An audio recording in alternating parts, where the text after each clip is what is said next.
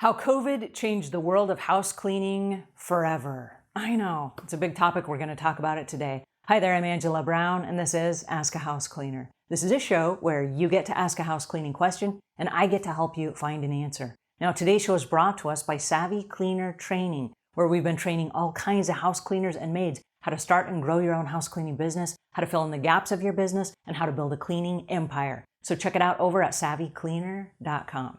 All right, on to today's show. Lots of house cleaners, lots of homeowners, and lots of cleaning business owners have been asking how the world of house cleaning has changed since COVID. All right, so we're all aware of COVID. It's a global pandemic. Everyone in the world knows about COVID, and we can't pretend that there was a time where COVID did not exist, okay? COVID exists, and now there's a new awareness. So what is different in the house cleaning industry moving forward? Okay, what is different is there is now an awareness. All right, we also had lots of media hype. And so lots of people watched their TVs and they saw house cleaners going inside homes with full hazmat gear and respiratory masks and face shields and gloves and boots and foggers and misters and all this kind of stuff. And so in their mind, they thought that was the new clean. That is not the new clean. That is called media hype. What we're talking about for COVID is an envelope virus that can be contained with soap and water. From day one, we've been told, wash your hands with soap and water, keep your distance from other people, don't spread the germs, okay? That is what we've been told from day one.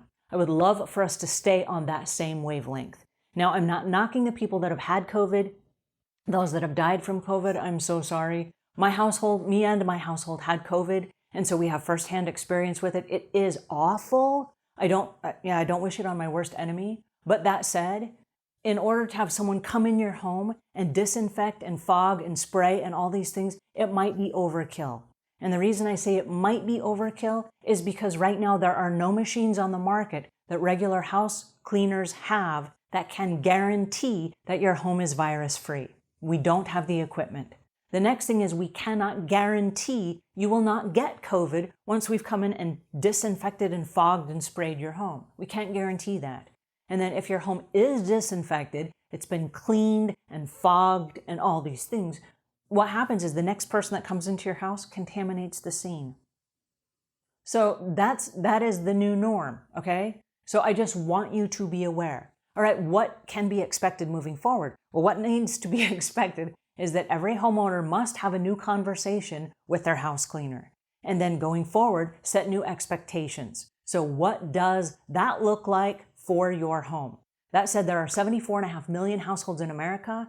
In America alone, all of those homes need to be cleaned on a regular basis. That is cleaning up dog hair, cat hair, wiping out the bathtub, cleaning out the shower, sweeping, mopping the floors, doing dishes, wiping the countertops down, scrubbing out the toilets, all of that stuff. That is regular general maintenance cleaning, and it still needs to be done, either by you yourself as a homeowner or by your house cleaning company that you hire. Somebody has to clean the homes in order for us to have a nice, clean environment.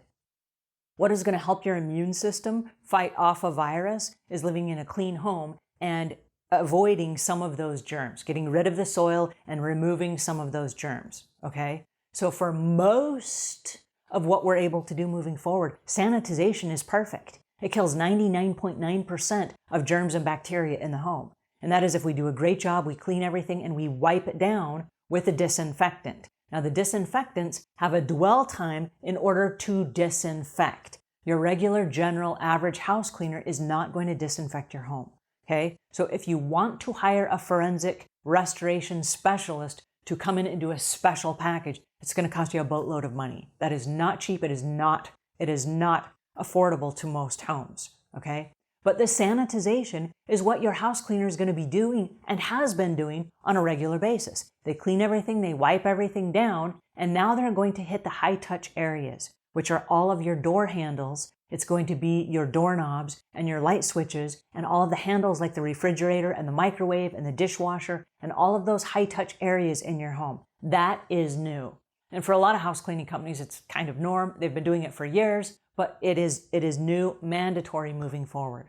All right, what else is new is the personal protective equipment awareness. Homeowners are now aware that their house cleaners should be wearing personal protective equipment. And so what does that mean? In the past, it's always meant wearing gloves to protect ourselves as a barrier from us to your home. And that means we don't rub our eyes, we don't pick our nose, we don't move our hair, none of those things with our gloves on. It is a protective barrier from us to your home. When we leave your home, we don and doff the gloves properly so that we don't touch or recontaminate anything, and they go straight in the trash on your property. Again, a barrier between us and your home.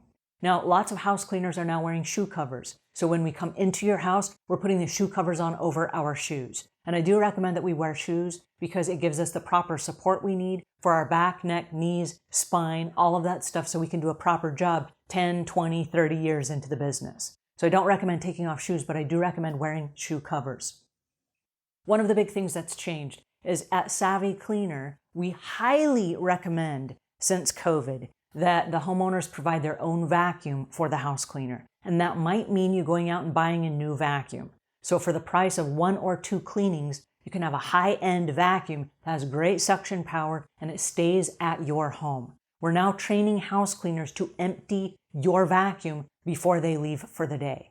Now the reason for this is I don't want a house cleaner to be put in a situation where they have to clean and sanitize a vacuum when they have multiple houses in the course of a day. Because what happens is maybe for a couple weeks that would happen, and then I'm afraid it would slip off, and because we're busy, we're in a hurry, it might not happen. And I don't want a house cleaner to come to your home and bring a contaminated vacuum from another home. And maybe that home is not contaminated, but maybe they have pets or kids or food or other things that they've been running over all these carpets. I don't want them now running them all over your carpets. So the wheels have to be clean. The faceplate of that vacuum has to be clean. We have to empty out the vacuum. We've got to wipe the whole vacuum down, the hose, the handles, all that stuff. So what I recommend is that we leave that at your house. And I'm really strongly recommending this for this very reason.